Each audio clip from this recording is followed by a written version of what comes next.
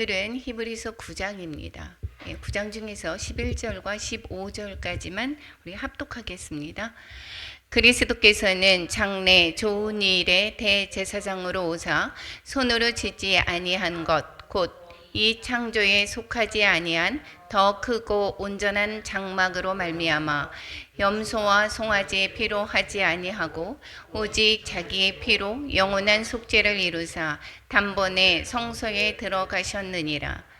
염소와 황소의 피와 및 암송아지의 죄를 부정한 자에게 뿌려 그 육체를 정결하게 하여 거룩하게 하거든 하물며 영원하신 성령으로 말미암아 흠없는 자기를 하나님께 드린 그리스도의 피가 어찌 너희 양심을 죽은 행실에서 깨끗하게 하고 살아계신 하나님을 섬기게 하지 못하겠느냐.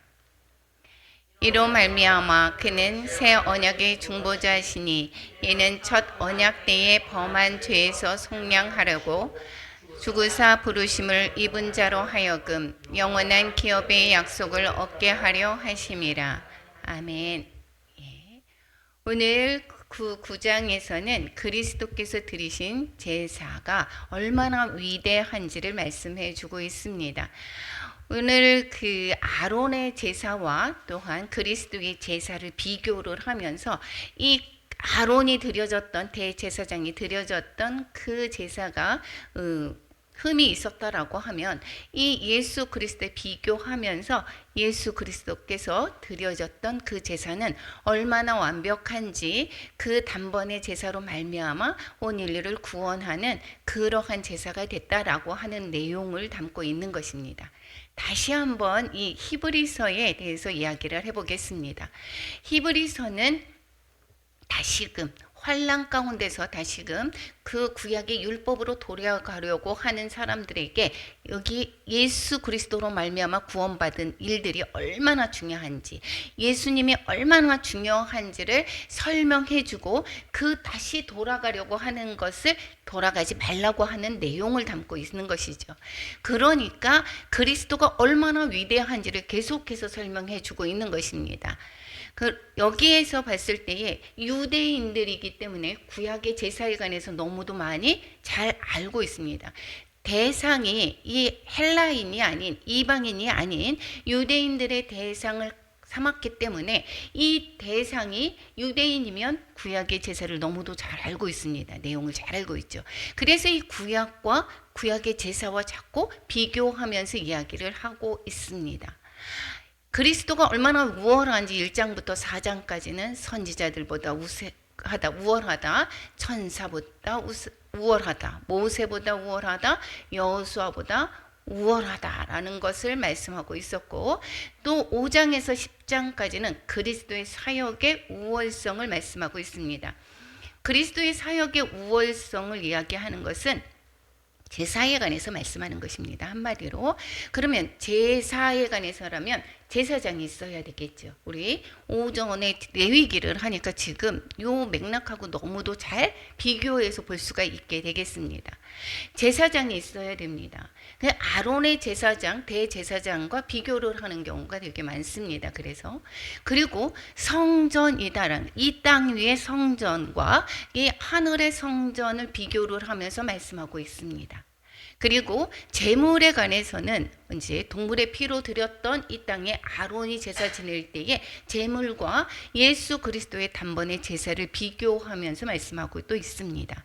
그러니까 사역의 우월성은 그 아론의 대제사장보다 탁월하신 예수 그리스도의 대제사장직에 관해서 말씀하고 있는 것이고, 성전이다 라고 이야기하는 것은 이 성막에 관한, 이 모형에 관한 참것이 오시기 전에의 그리스도를 예표하는 이 성막에 보다 하늘에 있는 성막의 성전에 관해서 말씀하고 있는 것이 바로 성전인 것입니다. 제물 또한 흠없는 그런 어린 양 동물 제사를 계속해서 드렸던 것이 아니라 단번에 드려지는 예수 그리스도의 제물에 관해서 말씀하고 있습니다. 그러면 이렇게 예수 그리스도의 그 얼마나 위대한지를 가르쳐주고, 그리고 사역에 관해서도 얼마나 위대한지를 가르쳐주면서, 그러면 예수님을 믿는 사람들은 과연 어떠한 것인가? 세상이 감당하지 못할 믿음의 사람들이다라는 것이 전체적인 이 히브리서의 내용입니다. 그러면 계속해서 이제 여기에서 7장, 8장 성전에 관해서 예수님의 대제사장직으로 하나님의 우편에 계셔서 지금도 우리를 위해서 중보하고 계시는 분이시다라는 이야기를 했고, 그 성전은 바로 하늘에 계시는 그런 하나님의 우편에 앉아 계셔서 단번에 하늘에 있는 성소로 올라가셔서 우리를 위해서 중보하고 계신다라는 이야기를 하고 있는 것이 바로 8장이어 있습니다. 그러면 오늘 9장에서는 그 하늘에 있는 성소에서 드려지는 그 예수 그리스도의 제사와 또 아론의 제사를 비교를 하면서 여기에서 얼마나 그리스도의 그 제사가, 대제사장으로서의 그 제사가 얼마나 위대한지를 흠이 없는가를 가르쳐주고 있는 것이 이 바로 9장의 내용인 것입니다.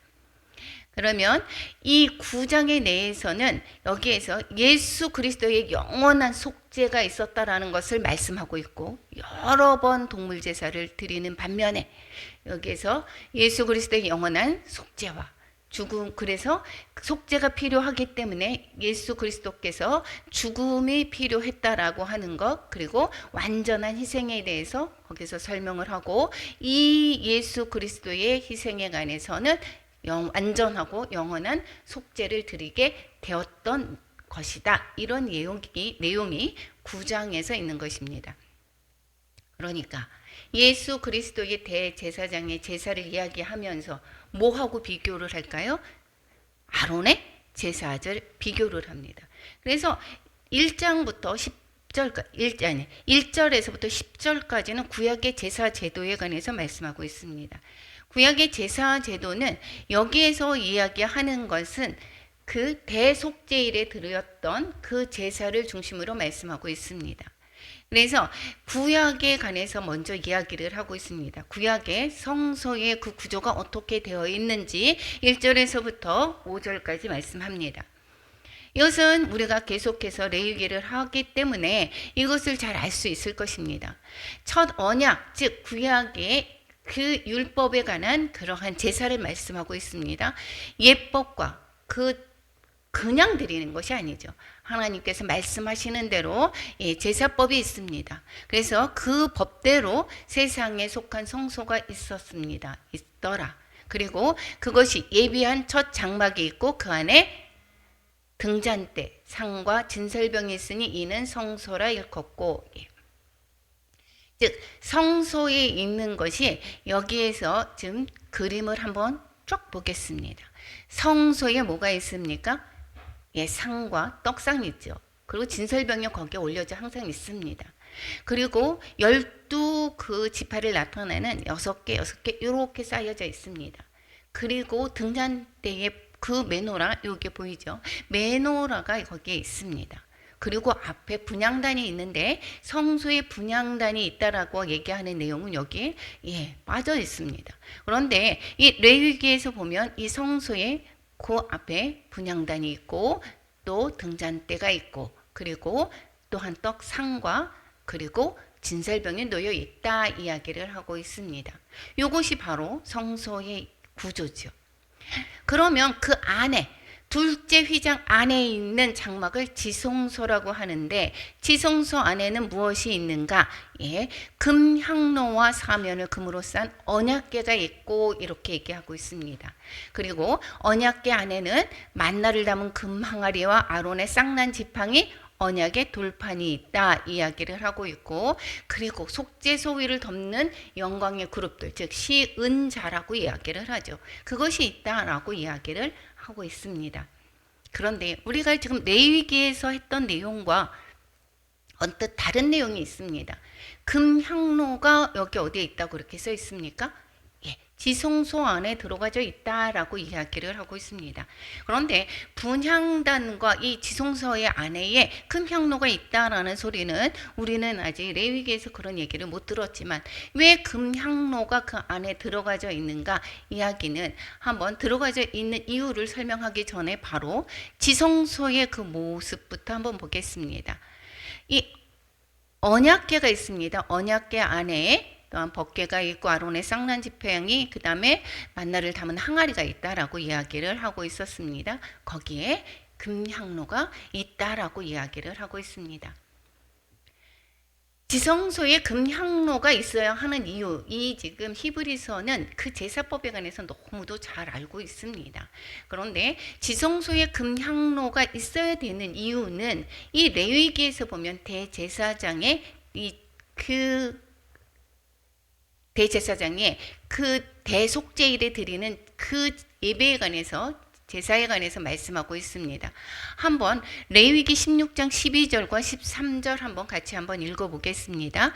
향로를 가져다가 여호와 앞 제단 위에서 피운 불을 그것에 채우고 또 곱게 간 향기로운 향을 두 손에 채워가지고 휘장 안에 들어가서 여호와 앞에서 분향하여 향연으로 증거계 위 속죄소를 가리게 할지니 그리하면 그가 죽지 아니할 것이며, 이렇게 했습니다. 여호와 앞에 제단, 이렇게 분향단에 있는 거기에서 이 향로에다가 불을 피운다라고 얘기를 하고 있습니다. 거기에다가 불을 채워요. 그리고 나서 곱게가 향기로운 향을 가지고 두 손에 채워가지고 휘장 안으로 들어갑니다. 그러니까 향로를 가지고 들어가는 거라는 것이죠. 그리고 나서 그 증거계 위에 속죄소를 거기에서 그 앞에서 향연으로 피워서 그 연기로 말미암아 증거계의 속죄소를 가리게 한다, 이렇게 말씀하고 있는 것입니다.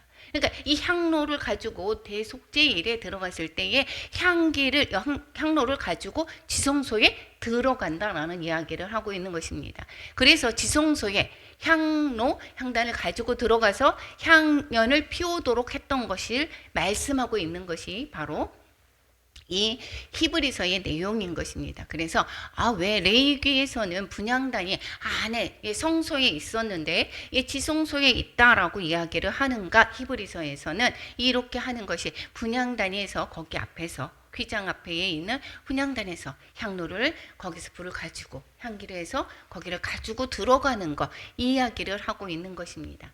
그러면 이 향기가 향연은 무엇을 나타내고 있는가? 여기에서 보면 요한계시록 8장 3절과 4절 같이 한번 읽어보겠습니다. 제단 곁에 서서 금향료를 가지고 많은 향을 받았으니 이는 모든 성도의 기도와 합하여 보좌 앞 금제단에 드리고자 함이라. 향연이 성도의 기도와 함께 천사의 손으로부터 하나님 앞으로 올라가는지라. 이 향연은 무엇이라고 얘기합니까? 이것은 성도들의 기도다라고 이야기를 하고 있는 것입니다. 그래서 이 지금 대제사장의 역할은 이 죄 많은 백성들과의 하나님과의 중개 역할을 하는 것입니다. 이게 중개 역할. 그래서 이 대제사장에 들어가서 그 향로를 피우면서 성도들의 기도를 하나님 앞에 보내는 것이다라는 것이고, 이 향연은 성도들의 기도를 나타난다라고 얘기할 수가 있습니다. 뿐만 아니라 그리스도의 기도로 볼 수가 있게 되겠고, 이제는 예수 그리스도가 말미암아 단번에 제사를 드림으로 말미암아 그리스도의 기도로 말씀하고 있습니다. 향연이 지성소에 있다는 것은 그것이 무엇이죠? 그만큼 하나님과 밀접한 관계가 있고, 그리고 직접 통한다라는 것입니다. 그러니까 우리가 기도에 관해서 다시 한번 생각해 보아야 될 것은, 향연을 올려서 우리의 기도가 하나님께로 직접 올라간다. 그 기도가 그만큼 가까이 있다라는 것입니다. 그런데 휘장이 찢어졌습니까? 안 찢어졌습니까? 예수님이 돌아가실 때에 그 바로 육체를 말씀한다라고 이야기를 하고 있습니다. 이 성소의 휘장은 예수님의 육체를 말씀하고 있다라고 또한 말씀하고 있죠. 휘장이 위로부터 아래까지 찢어졌다라는 것이고, 그러면 그 찢어졌다라는 것은 성소와 지성소의 그 나누어졌던 공간이 없어졌습니다. 그리고 우리는 대제사장으로 부름 받았다, 베드로서에서 이야기를 하고 있죠. 그러면 우리는 어떻게 되느냐? 바로 지성소 앞까지 가고 우리들의 기도는 바로 누구 앞에 달려 들어간다라는 것입니까? 바로 하나님 보좌 앞으로 가진다라는 것입니다.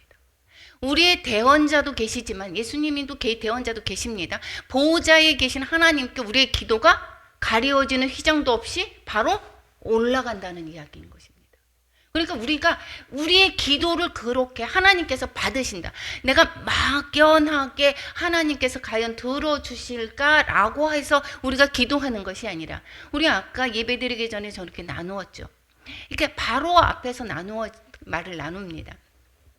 마찬가지로 나의 기도를 하나님께서 바로 휘장도 없이 바로 하나님께로 올려간다라는 것을 말씀하고 있습니다. 그런데 우리 사람에 관해서는 우리는 내가 듣고 싶은 말만 듣습니다. 이야기는 하지만 내가 귀담아 듣지를 않습니다. 그래서 저 사람은 얘기를 하는 게 소리뿐이죠. 그래서 말을 듣는다 안 듣는다라고 하는 것은 그 말이 귀에 들렸다 안 들렸다 이야기하는 것이 아니라 내 마음 안에 그 사람의 그 이야기가 내가 받아들였는지 그것을 말씀하는 거 아닙니까? 그런데 우리의 기도를 하나님께서는 경청하고 계신다라는 것입니다. 우리 사람들처럼 여기서 너는 얘기해 나는 안 할 거야 이것이 아니라 우리의 기도가 하나님 앞에 보좌에 올라간다 이야기를 하고 있는 것이고, 감히 지성소에 나가지도 못한 우리 성도들이 이제는 휘장을 지나서 지성소 앞에까지 가서 향연과 함께 기도가 올라간다라는 것을 기억하시기 바랍니다. 그래서 우리는 기도를 주님 앞에서 내 앞에서 면전에서 기도를 한다는 거, 내가 바라는 것 있으면 그때에 바로 하나님의 그 상달되는 그 위치에 있다라는 거, 우리의 기도를 하나님께서는 경청해서 들으시고 그 기도에 대해서 응답하신다라는 것을 믿고 그 마음으로 우리는 기도해야 될 것입니다.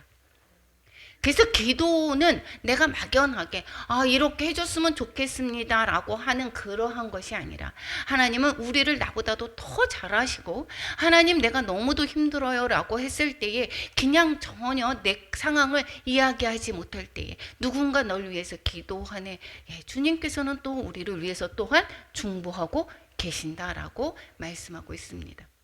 언약궤 안에서 세 가지가 있다라고 얘기했습니다. 이것은 이 언약궤 안에 세 가지는 만나가 들어있는 항아리가 있었다 그랬죠. 그러면 이것은 만나는 하나님이 먹여줄 것을 우리가 의심하고 불평하는 그 죄를 상징하고 있습니다. 이 언약궤에 들어가 있는 것은 이 이스라엘 죄를 고발하고 있습니다. 아론의 쌍난 지팡이는 여기에서 고라장 손에 너희들만 제사장이냐, 나도 우리도 부름 받았다 이렇게 하는 그런 것에서 이제 이야기를 하죠. 그래서 우리는 죽은 자인데도 이 아론과 같은 하나님이 택하십니다. 아론과 같은 제사장이 되신 예수님이 아니면 절대로 나도 하고 싶어 이것이 아니라, 예수 그리스도가 아니면 절대로 우리가 살 수 없는 죄인임을 우리가 가르쳐 주는 것입니다. 아론이 있어야 된다라고 하는 거, 아론이 대제사장으로 하나님께서 임명했던 것은 바로 예수 그리스도께서 아니면 우리는 사함받을 수 없다라는 것을 말씀하는 것입니다. 돌판이다라고 하는 것은 이 하나님의 말씀보다 세상의 우상을 쫓아가는 그 죄를 고발하는 내용인 것입니다. 그래서 이 언약궤 안에 즉 돌판은 하나님의 말씀으로 살라는 이야기인 것이고, 아론의 쌍난 지팡이는 예수 그리스도만이 구원자 되신다라는 것을 가르쳐주고 싶었던 것이고, 만나라고 하는 것은 하나님의 말씀, 하나님께서 먹여주시는 그 양식으로 우리가 살아야 된다라고 하는 것을 말씀하고 있습니다. 그래서 그 시은자, 그 겟을 덮는 것이 시은자죠. 그룹들이 있습니다. 그랬을 때 거기에 피를 뿌리고 우리의 죄를 어떻게 합니까? 사함 받게 되죠. 그래서 예수 그리스도의 은혜로 말미암아 우리는 우리의 그 죄들을 사함 받는 내용을 말씀하고 있는 것이 이 바로 이 언약궤 속에 들어가져 있는 그 죄를 상징하는 그러한 것들입니다. 6절에서부터 10절까지는 구약의 제사, 즉 아론이 드려졌던 그 대속죄일의 제사를 말씀하고 있습니다. 이 모든 것을 이같이 예비했으니 제사장들이 항상 첫 장막에 들어가는 섬기는 예식을 행하고, 즉 그 안에 들어가서 섬기는 예식 행하고, 둘째 장막 지성소에 1년에 한 번씩 들어가되 이렇게 얘기합니다. 이것은 한 번이다라고 이야기를 하고 있는 것은 딱 한 번만 이렇게 1년에 하루에 딱 한 번 들어간다라는 이야기고, 딱 한 번 들어갔다가 딱 나오고 그치라는 얘기라기보다는 1차씩 즉 한 해에 들어간다라고, 즉 하루에 그날만 들어간다라고 이야기하는 것으로 볼 수가 있게 되겠습니다. 그러니까 이것이 조금 뒤에 이 말씀을 드릴게요. 자기와 백성의 허물을 위해서 드리는 피 없이는 아니하나니, 피를 강조하는 것은 예수 그리스도의 피가 필요하다라고 하는, 즉 죽음이 필요하다라는 것을 강조하기 위해서 여기에서도 구약의 제사를 통해서 가르쳐 주고 있습니다.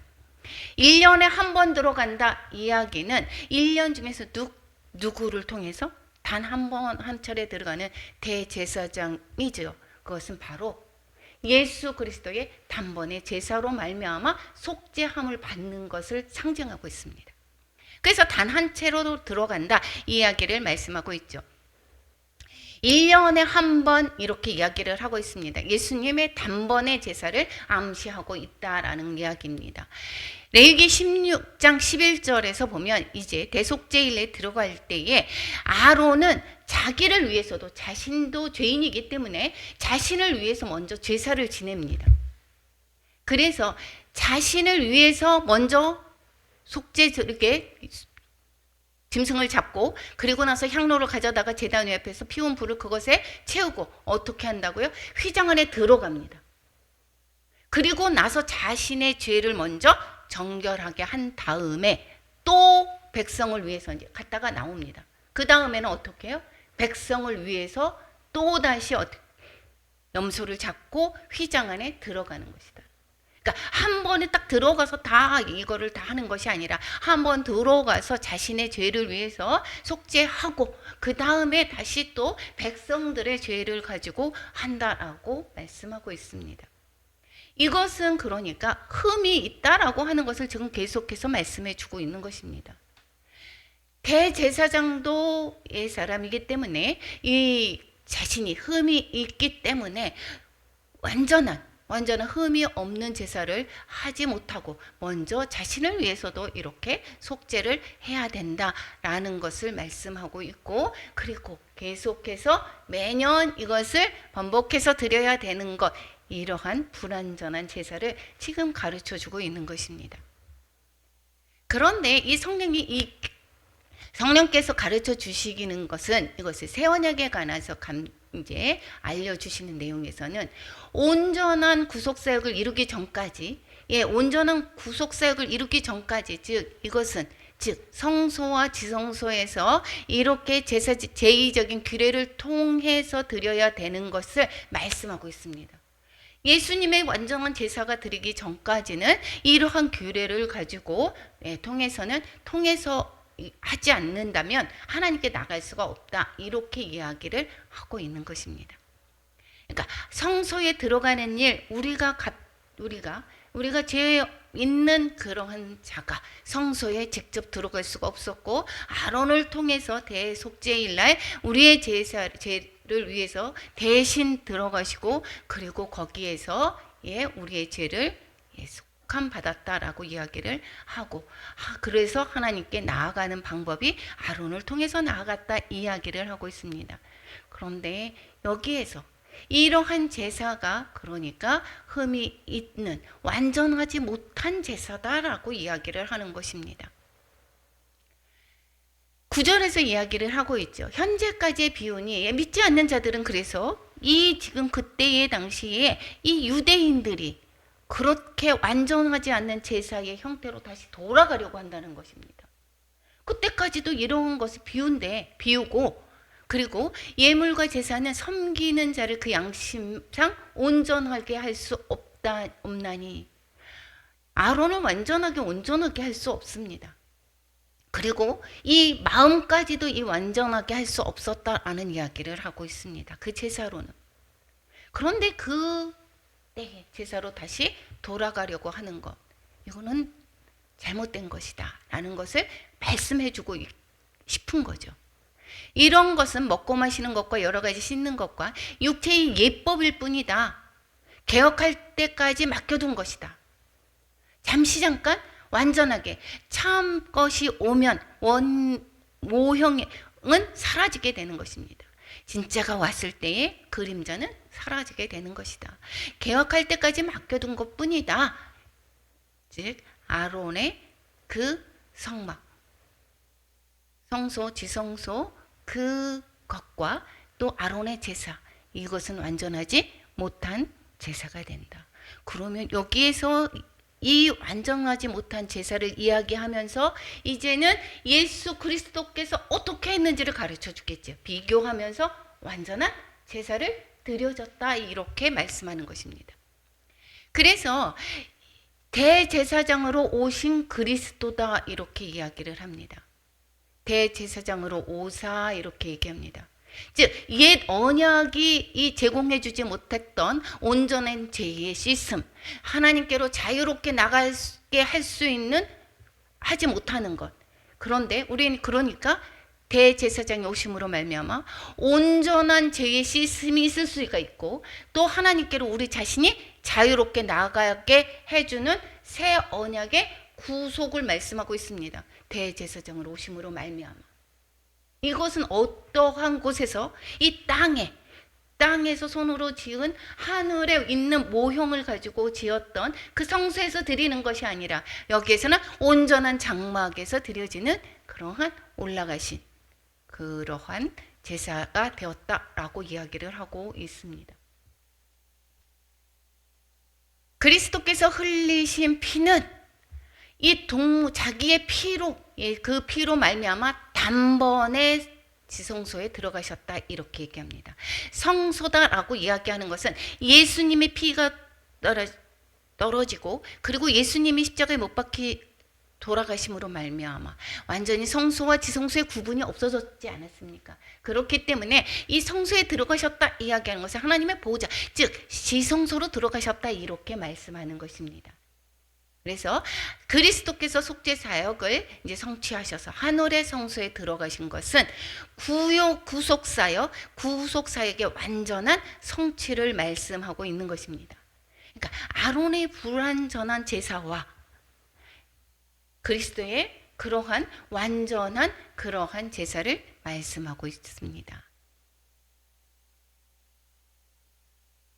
아론의 제사는 이 짐승의 피를 가지고 여기에서 우리를 정결하게 합니다. 제 또한 이게 암송아지의 제 같은 경우도 정결케 하는 의식에 사용되고 있습니다. 이것은 그러한 외형적인 상징입니다. 즉 상징적으로 깨끗해지고 거룩해지는 것을 말씀하고 있습니다.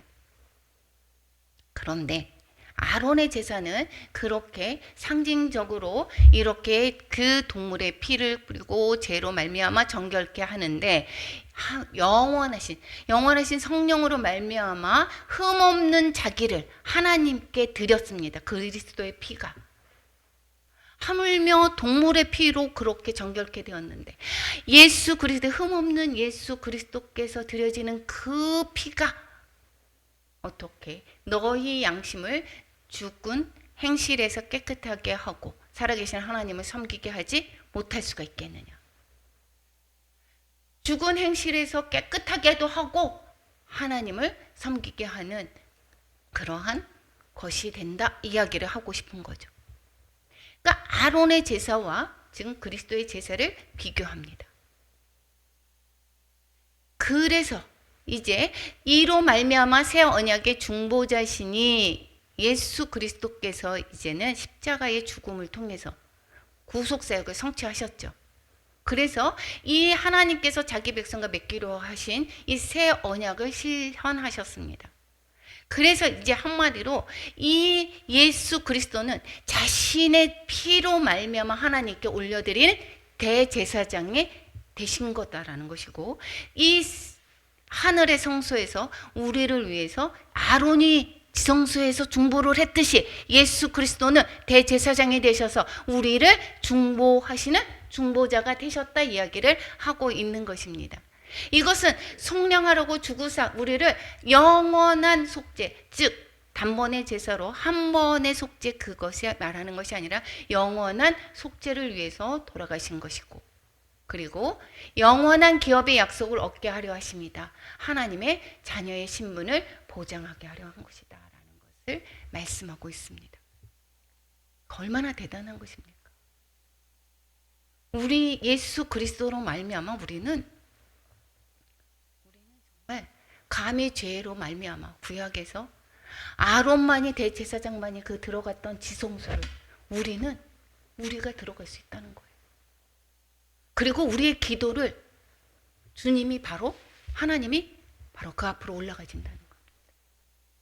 하나님과 대면해서 이야기했던 그 모세와 같은 의미가 될 수가 있다는 것입니다.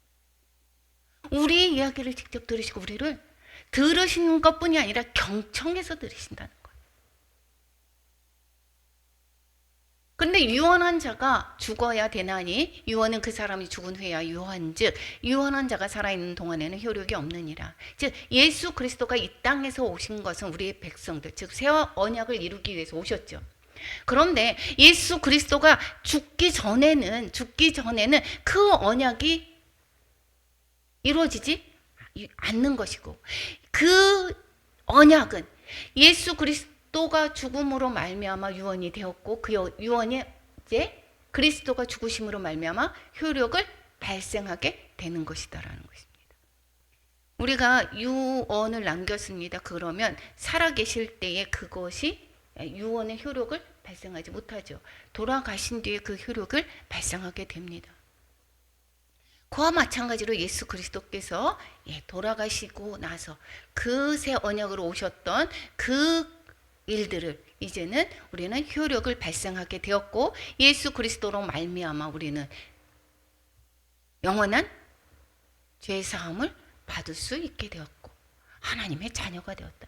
하나님의 영원한 기업에 갖게 되었다라는 것을 말씀하고 있습니다. 그리스도의 이제 희생에 관해서 이러한 예수 그리스도의 그 희생은, 즉 예수 그리스도의 그 제사가 얼마나 완벽한지를 다시 설명해 주고 있습니다. 예수님의 그 희생 제사는 불완전한 구약 제사와 같지 않다 이야기를 하고 있습니다. 이 구약의 제사는 모세가 이제 그 율법대로 한 것이다라는 것입니다. 율법대로 이것도 피가 있어야 됐습니다. 모세의 율법도 동물의 피가 필요로 했죠. 그래서 그 피를 가지고 뿌리고 정결케 합니다. 피를 장막과 섬기는 일에 쓰는 모든 그릇까지도 뿌려서 우리가 정결케 됐다고 이렇게 얘기를 했죠. 거룩하게 만듭니다. 그것이 다 거룩하게 되는 일에 뭐가 필요하다고요? 피가 필요합니다. 그래서 율법을 따라 거의 모든 물건이 피로써 정결하게 됩니다. 그래서 피 흘림이 없은즉 사함이 없다. 꼭 우리의 죄 속함을 받기 위해서는 이 피가 필요도 하다라는 것이고, 그렇기 때문에 예수님께서 돌아가셨다라는 것을 말씀하고 있습니다. 예수님의 희생으로 말미암아 온전한 제사를 드리셨다 이야기를 비교해서, 구약의 제사가 온전하지 못한 제사였고 온전한 예수 그리스도의 제사가 얼마나 온전한 제사가 됐는지를 비교해서 또한 말씀하고 있습니다. 하늘에 있는 이 땅에서의 제사는 하늘에 있는 것들의 모형인 것입니다. 그러니까 하늘의 모형이 그렇게, 모형은 무엇을 가르쳐 주냐면 우리가 이것을 통해서의 진짜를 가르쳐 주는 내용인 것입니다. 그래서 이 하늘에 있는 그것들은 이런 것들보다, 그러니까 진짜는 더 좋은 제물로 해야 되는 것이다. 그런데 그것이 바로 예수 그리스도의 희생 제사였다는 것이고, 참 것의 그림자인 손으로 만든 성소에 그것은 들어가지가 않고 하늘에 직접 들어간 것이다. 그리고 우리를 위해서 하나님 앞에서 나타나신 것이다. 이렇게 말씀하고 있습니다. 온전한 제사는 하늘에 있는 성소로 올려진 것이다. 그래서 계속해서 말씀하고 있습니다. 아론과 같은 아론의 후손으로 오시는 것이 아니고 멜기세덱의 반차를 따라서 오는 이유가 있는 것이고, 그리고 여기에서 예수 그리스도의 그 모든 그러한 성막 자체도 어떻게 돼서 이 땅 위에 있는 것으로 들어가지 않고 거기에서 제물로 드려지는 것이 아니라 하늘에 있는 성소로 바로 올라가셨다. 이렇게 말씀하고 있는 것입니다. 이것이 대제사장이 해마다 다른 것의 피로서 성소에 들어가는 것 같이 그렇게 이 성소에서 만약에 드려졌다라고 하면 이것을 자주 자기를 드리려고 해야 되는 거 아닙니까? 매년 드렸은 거 아닙니까? 그런데 이것은 자기를 단번에 제물로 드려서 죄를 없이 하려고, 그래서 세상 끝에 나타나셨다. 종말이다 라고 얘기하면 예수님의 재림 후부터의 말씀을 하고 있죠.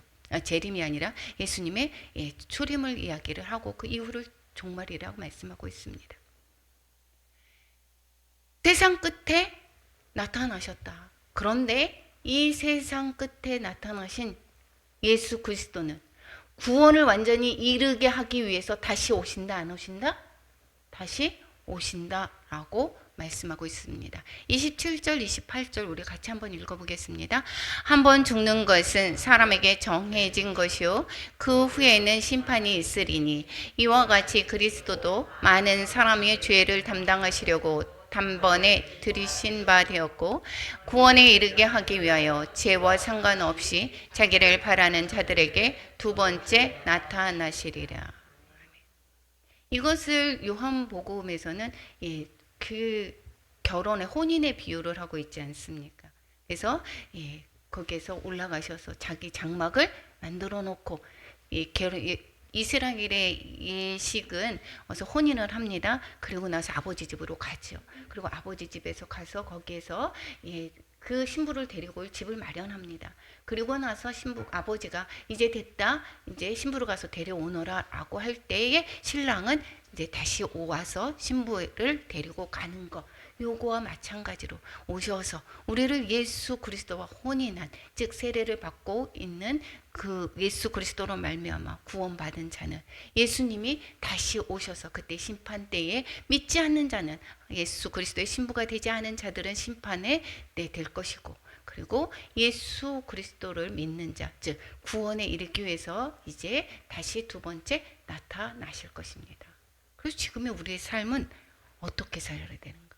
우리는 구원받은 자로 말미암아 이 이전에 이 지금 유대인에 관해서 이 예수 그리스도의 완전한 단번의 제사로 말미암아 우리가 완전히 심판받을 때에 구원받는 완전한 구원받은 자로 되어져 있는 우리의 신분을 버리고 다시 구약에 흠 있는 완전하지 못한 그 제사로 돌아가려고 하는 그런 유대인들에게 예수 그리스도가 얼마나 위대한지, 예수 그리스도께서의 죽으신 그 제사가 얼마나 완벽한지를 또한 설명해 주고 있는 것이 바로 9장의 내용인 것입니다.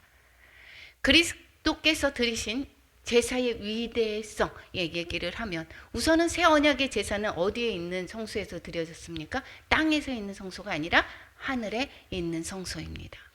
새 언약에 의한 제사는 죄를 처리하는 그 효과성과 영원성에서 위대하십니다. 땅에서의 제사는 온전하게 없을 수가 없었다 그랬습니다. 그래서 매년 드렸지 않았습니까? 새 언약은 완전한 구속인 영원한 속죄를 이루셨다라는 것이고, 그래서 이 아론과의 제사를 차별하게 다르다라는 것을 말씀하고 있습니다. 새 언약에 따른 희생은 예수 그리스도의 몸과 생명이기 때문인 것입니다. 새 언약에 의한 제사는 모든 것을 완성시키셨습니다. 그래서 우리는 이제는 동물을 갖다가 바치는 그러한 것이 아니라 오직 예수 그리스도의 구속을 믿는 것만이 요구가 되는 것이고, 그리고 자범죄는 날마다 주 앞에서 회개함으로 말미암아 우리의 모든 죄를 깨끗하게 하시는 그런 우리를 완전한 흠 없는 그러한 자로 주 예수 그리스도는 우리를 그렇게 만드셨다라는 것입니다. 그래서 우리 이 오늘 말씀하는 그러한 영적인 교훈은 예수 그리스도는 구약에 예언되었던 모든 제사들과 성전의 실체다라는 거예요. 실체.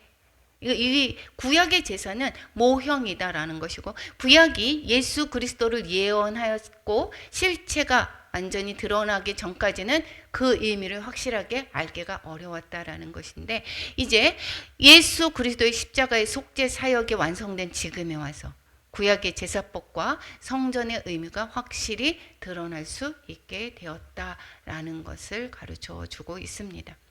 그래서 이제는 과거의 구약 시대의 하나님의 말씀의 의미를 우리는 깊이, 왜 그래서 구약에 그러면 예수님이 오셨는데 신약만 있으면 되는 거 아닙니까가 아니라, 그래서 이 하나님의 말씀의 의미를 깊이 묵상하고, 그리고 하나님께서 우리의 백성을 다루시는 방법을 알 수 있는 것입니다. 그래서 계속 예수 그리스도를, 오실 예수 그리스도에 관해서 계속 구약에서 말씀하고 있는 것이고, 그리고 그 구약을 통해서 우리가 하나님이 어떻게 이루어 가시는지, 구원을 이루어 가시는지, 우리가 지금 어떠한 삶을 살아야 되는지 가르쳐 주고 있습니다. 그래서 현재 하나님을 더 잘 믿을 수 있게 되었다라는 것에 예수 그리스도로 말미암아 하나님을 가까이 가고 하나님의 영원한 기업의 자녀로 우리가 삼아주신 것에 늘 감사해야 될 것입니다. 우리 오늘 말씀을 통해서 적용해야 되는 것은 우리의 기도가 하나님 앞에 직접 상달되는 위치에 있게 되었다라는 것이, 우리의 기도를 그러니까 막연하게 할 필요가 없는 거죠. 그리고 주님께서는 그 기도에 주의 깊게 들으시고, 그리고 또 응답하신다라는 것입니다. 그래서 내 생각과 내 뜻, 내 시간에 맞춰서 그것을 기다리지 못하고, 그렇기 때문에 우리는 응답을 받지 못하고 있습니다. 그리스도께서 구속 사역의 완전한 성취를 이루셨습니다. 그리스도만이 소망이 되신다라는 것입니다. 그리스도는 새 언약의 중재자시다라고 말씀하고 있고, 하나님의 약속은 반드시 성취된다. 신앙은 오직 그리스도를 바라보고 그분께 초점을 맞추는 것이 바로 신앙인 것입니다. 최종 구원의 확신은 우리의 삶의 태도를 결정합니다. 우리가 지금 구원의 확신이 없다라고 하면, 진짜 그럴까라고 한다라면 이러한 예수 그리스도 안에서의 사는 삶, 예수님의 말씀, 즉 하나님의 말씀에 순종하는 것은 힘들죠. 그래서 우리는 어떠한 대가를 치르고도 예수 그리스도를 따라가는 것은 우리의 구원의 확신이 있기 때문인 것입니다. 그래서 우리의 삶의 태도가 어때야 되는지를 또한 가르쳐 주고 있는 것을 볼 수가 있습니다. 오늘 말씀을 통해서 우리가 얼마나 감사해야 되는 것인지 또한 알고, 또 우리가 기도를 어떻게 해야 되는지를 또한 우리가 깨닫고 하나님 안에서 늘 하나님과 기도하고 말씀을 들으며 살아가는 우리 모두가 되기를 축원합니다.